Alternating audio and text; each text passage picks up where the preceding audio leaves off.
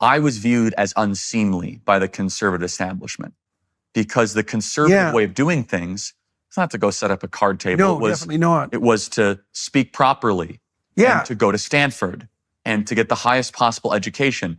And what I was unknowingly on the cutting edge of was something you mentioned earlier, is that conservatives have now become low trust of institutions and liberals have become high trust of institutions. Whereas liberals are the ones that will defend the FDA and they'll defend the CDC and they'll defend Pfizer and they'll defend the intelligence. That's defending Pfizer. That's really. But they will. Yeah. Because they're high trust of institutions. Because there's no one more trustworthy from a leftist perspective than big pharma. But they find themselves defending institutions. Yeah. In the 1960s, they were low trust of institutions. Don't send us to war. There is. Yeah. Whereas today, actually, and I was on the cutting edge of this, was in 2012, 2013, 14, conservatives were still on the high trust of institutions. Okay, so let me rephrase that slightly. Please, because but you understand what I'm trying to communicate. I do. Well, there's a real conundrum there because a conservative with low trust in institutions is like an oxymoron, right? Well, but we're trying to conserve something the institutions have destroyed. Well, okay, that's the thing. So imagine that there's a hierarchy of institution. There's the fringe of the institution that's pretty exploratory.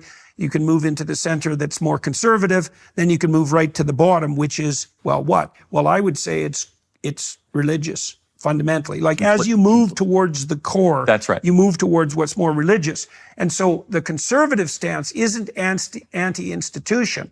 It's a stance that notes that, I know what's happened. In the story of Moses, when Moses goes off to get the commandments, so he's the pipeline to God, right? He leaves his brother in charge, Aaron. They have a rave party. That's exactly right. They make this golden calf, which is a materialistic object, and they dance naked in the streets and have an orgy. And that's what happens to the political when it's detached from the sacred, when it loses that's exactly right. Okay, so it isn't that the conservatives have become skeptical of institutions. It's that the conservatives have noted that the institutions no longer serve the purpose for which they were established. Chartered. Right. Chartered, exactly. And they're objecting, and that's happening everywhere. And that's part of this radical secularization. Yes. It's not just secularization, because there should be a separation between church and state, let's say.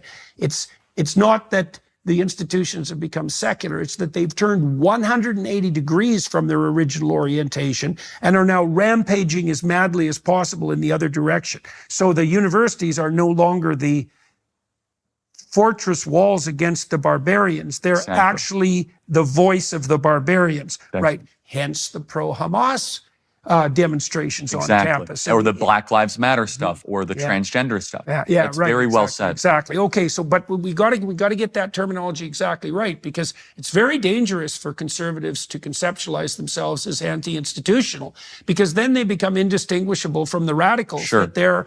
So it isn't that. It's a return to the sorts of things we talked about at the beginning, like Wilberforce. That's right. Those foundational principles. Yes. And you're going to campuses saying, you people have lost the plot. Exactly. Right, which they definitely have. Like there's the universities. I cannot see, I've been working in various ways to figure out how to revitalize the universities, and the bricks and mortar universities. Like, how do you revitalize an institution that's dominated by people who are aiming in the wrong direction? They're irredeemable. So what does that mean? Okay, so let's continue practically here. So tell me what happens the first time at Wisconsin. Conversation every 15 minutes. A couple kids were interested. Found a chapter leader. You found a chapter. Yeah, so that was success. So it was a success. We found a couple groups of people and we started the group.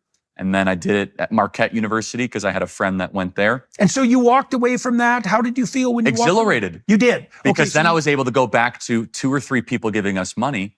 And say. And they gave us $500. I said, now we have a chapter. We can, and they said, okay, well, let us know how it goes. Proof of concept. Right. And so then we did it at Marquette, and we did it at University of Illinois, and we did it at Indiana. So you went from 0 to 1, which is a huge leap. It was a huge lift. It's a huge leap. Because getting that second chapter was so much easier than ex nihilo. Of course. 0 to 1 is, the first customer is impossible. And then the second one's hard. It was one of the most fulfilling days in Turning Point USA history. Right. Okay. was okay. being able to get a singular chapter. Right. Of course. Because that's the one that's most unlikely. Exactly. Your first sale is by far the most unlikely. Exactly. Right. Okay. So then you went to Marquette. Then Marquette. Okay. And what happened there? Very similar situation, but it was also a friend of somebody in high school, and they were a private school, so it was a little harder to do the typical outreach, but they applied for a permit in like the student center, and same sort of thing. So you were permitted from the beginning as well. Well, in UW-Madison, they don't care as much because it was a public school, so you can kind of, any individual can walk on campus and kind of. Right, okay. But Marquette, I had a friend that I went to high school with. They said, yeah, I'll apply for something for you. Okay. And similar sort of thing. And they said, I sat there for 5 hours, Jordan. I would sit there for 5 or 6 hours. Yeah. Because that was time well spent. Because for me, I was trying to build the semblance of something, a real infrastructure, a real organization. And boy, was it difficult. Yeah, But it was never disheartening though, because I had nothing to lose. You have to understand, I'm an 18, 19-year-old kid. Right. It's not like I'm mortgaging the house. It's not like I have two kids. Yeah. So there's such low downside and unlimited right, upside. Sure. Well, that's the entrepreneurial niche. And right? it was such an adventure because it's a campus I've never been to, talking to a bunch of kids. It's, you're almost having verbal combat, which is very entertaining. Well, and I imagine too that it must have been heartening to you as well to see that you could hold your own. Exactly. And so that's a really important point. Here I am as a kid that didn't go to college thinking, do I really have the intellectual capacity to joust with kids that are learning all day long? Yeah, right. I realized they're not learning all day long. Yeah. You see, I was reading von Mises and Rothbard before I came across you. Yeah. Hayek, Milton Friedman. Very libertarian economics was my baseline foundational philosophy. A lot of reasons for that. Very, very interesting. Tons of profound insights, some of which don't, I think, actually play out very well in the material world. But so I would encounter kids on campuses who professed to be studying economics, for example, and they didn't know very much. Right. And I realized, I said, well, there's a disconnect. They're borrowing money to go learn about things that I actually have a greater mastery of because I was... Well, you can learn a lot if you read the right books. Oh, and in my idle time, I became obsessed with being proficient and understanding economics. That was kind of my entry. Oh, yeah, I see. And so you have to remember, 2013... You know that burning bush story? Oh, That's Moses' entry point, by the way. So the burning bush Exodus moment... 3, I think, the burning bush moment happens when Moses goes off the beaten path. He's a shepherd. Right, so a good man, keeps the wolves and lions at bay, serves the vulnerable. He's got that mastered. And then something attracts his attention, and he takes it seriously. And that's what transforms him. So you said you did that with economics. Yeah, right? and Moses said, Hanani, here I am. Yeah, at that moment of the call of God. Right, exactly. And so this is... It's a repeated theme throughout the scriptures, Hanani, yes. Well, Hanani. Which is, here I am. So you remember in the Moses... Right, so he's making himself available. But remember, Abraham said that with the binding of Isaac when God it's the same phrase. Here I am. And the call of Samuel, here I am, for example. So that phrase, here I am, Hanani, is repeated about 7 times throughout the Old Testament. And how do you spell it? Hanani, I don't know how to spell Hebrew, but it's here I am. It's in the English translation. Right. So it's like, take me, use me. I'm available for this assignment. Mold me. I am your obedient vessel. Right. That's like the Mission Impossible motif. Your assignment, if you choose to accept it. Exactly. But it's a very powerful... Then it burns. It's a very powerful Hebrew word. It's basically, here I am. My arms are out. I am yours. Full surrender to your purpose. Well, that's it. So, there's a pattern that's established in that burning bush story, because the burning bush is something living. Yes, but it doesn't consume it, which is what's so amazing. Well, that's life. Life metabolizes, life burns, but without being consumed. That's the secret of life, right? So that the burning bush is life most deeply apprehended.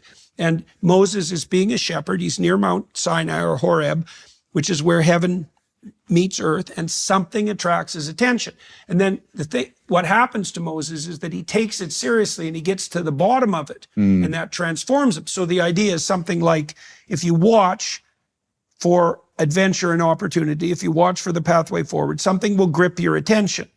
and it'll compel you. You'll be obsessed by it.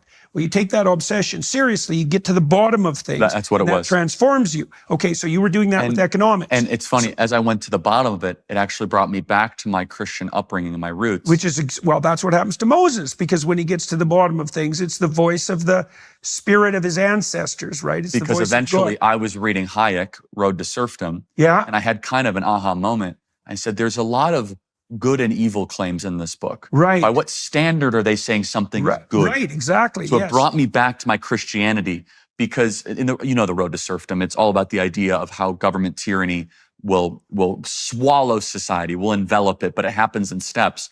And I said, time out. There's truth claims being made embedded in this. By what standard do we consider this? How did you figure that out? I might have watched one of your videos. I mean, to be honest, I don't know. I do remember, though, think to myself, libertarian economics is not enough. I want to go deeper. Yeah. Look, I made exactly the same conclusion when I was studying political science in university. The first year or two was okay because we were reading great ancient thinkers.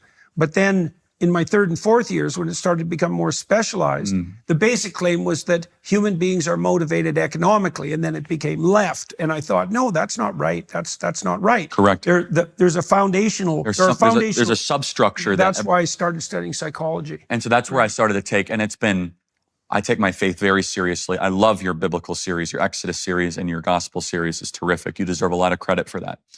And it's been phenomenal. Daily Wire types deserve a lot of credit for that too, because they took a big risk. Yeah, but you had the initiative to bring everybody together, and you did a great job with it, and you presented it in a way that I'd never have, because you have a very unique psychological understanding and interpretation of the scriptures. Yeah, well, we had great panelists too. Like, they were a very good crowd. The people that decided phenomenal. to participate. Yeah, it was really good. What ended up happening is, as I started to pursue the scriptures more and take it seriously, remember back to our timeline, simultaneously the woke stuff all of a sudden reared its head, which is a manifestation of the spiritual. Yeah, So definitely. almost, I was in this place in 2018, 2019, when it was almost peak woke. We weren't there yet. 2020 was peak woke, where I was starting to understand what was really going on here, that this was a manifestation of a spiritual struggle. Yeah. It's foundational. Well, the postmodernists made that claim, and so did the Marxists. Yes. It's like, no, we're going all the way to the bottom and uprooting everything. They want to go back to what happened in the garden. Did God really say that? Is that really what God says? To question, debase, and to challenge every truism of the West. I mean, you taught me that. That's the sin of Eve. Exactly. Right? You can take the right to establish the moral order to yourself. It's the one thing that's claimed. There's many axiomatic claims in Genesis, in the openings of Genesis, right? That the word is the creative force that brings good out of chaos and possibility, that human beings are made in the image of God, that men and women exist as independent entities, and that they each, and that you're not to take the right to establish the moral order to yourself. It's the one prohibition. And I think biologically, it's something like, fundamentally, you have to adapt yourself to the realities of the world, right? You don't have the wherewithal. This is where Nietzsche went spectacularly wrong, because Nietzsche said, after his pronouncement that God had died, that human beings would have to create their own values. Which he said with lament. He did. Which people must remember. But then he felt that creating our own values was the pathway out, and it's not.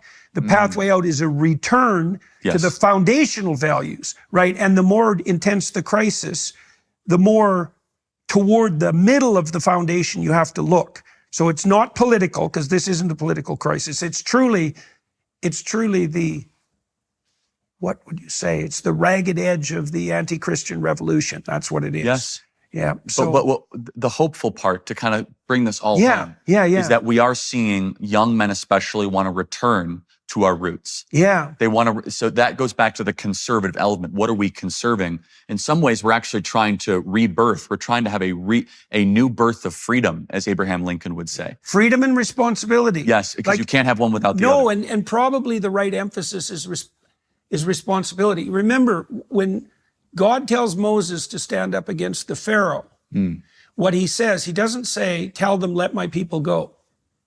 That's what the civil rights crusaders focused on. That isn't what he said. He said, let my people go, so they may worship me in the wilderness. So it's ordered freedom. Yes. And ordered freedom is voluntary responsibility. And you see what you're seeing, and then let's close with this, because I want your insights into this. What you're seeing when those working class men are coming to your talks and they've become more and more popular, as you said, as you've advertised them, is they're looking for, it seems, they're looking for responsible direction. Correct. Okay, so now tell me how you've had to modify the manner in which you're conducting these debates, let's say, because for a while you would have been testing yourself to see if you could hold your own, and that's kind of an intellectual battle. Shapiro did it very much the same thing. He deserves a lot of credit for that. Yes, correct. Right? It's too bad Milo fell off the edge of the world, but he had a pretty rough go of it. He had a lot of talent, though. He did, and a lot of trauma, a lot. So, okay, so first of all, it's combat, and you're trying to develop yourself, and then you're doing that quite successfully and educating yourself along the way. But then you see this shift. Yes. So what sort of shift has there been in your self-conceptualization and your understanding of your mission and the way that you conduct yourself? Like, you see you're being called upon to be a leader, let's say, that's not merely political. That's why my understanding of it. Correct. It's an enormous responsibility. Enormous. I mean, when I show up to college campus after college campus, mind you, during the day, they have got a million other things they could be doing. This is 12 p.m. lunchtime, and 4,000 people are waiting for me to go debate. And what are they on? They're on the campus grounds? Where? Yeah, sometimes amphitheaters. They're in trees. They're everywhere. I mean, you could see these images. We can supply them to you if you want to. Yeah, we should do that. You could superimpose them over this discussion. Yeah, let's do that. Yeah. And I'm not making this up. I'm not exaggerating. I mean, they're as far as the eye can see, these crowds are there. And part of it, we must be honest, is they want to see a good verbal combat because they don't get it at the university. You see, right. They're not. There's something that's partly likely part of the pathological feminization. Yes, without no competition. But you think about it. What I am doing is hyper masculine, which is no rules except, hey, we're just going to go basically figure this out. This is the closest thing to a verbal street fight that one can have. Right. Anyone can show up to the mic. Prove me wrong. I have no notes. I have no AI. I have nothing. Tell me why you're correct. For 3 hours, I will sit there and everyone will watch. It's a gladiatorial match for the best ideas of the West. Right. And there's something there that is remarkably alluring.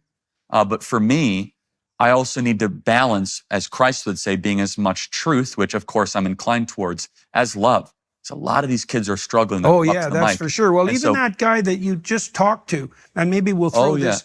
So he was radically anti-Semitic, but also he said he had served. He looked to me like someone who'd been very, very hurt. Yes. He's fallen to this sort of snake pit of conspiratorial theories, and the brain rot that comes with it. Yeah. But you could also see that he would be very happy, and he did listen to you to the degree that he could, because he had tilted pretty hard towards paranoia. And that's very difficult to escape from once it's established. But he was trying to listen to you. And I thought you did a very good job of not playing easy tricks on him. Like, because he was an easy person just to throw into the eternal fire, so to speak, right?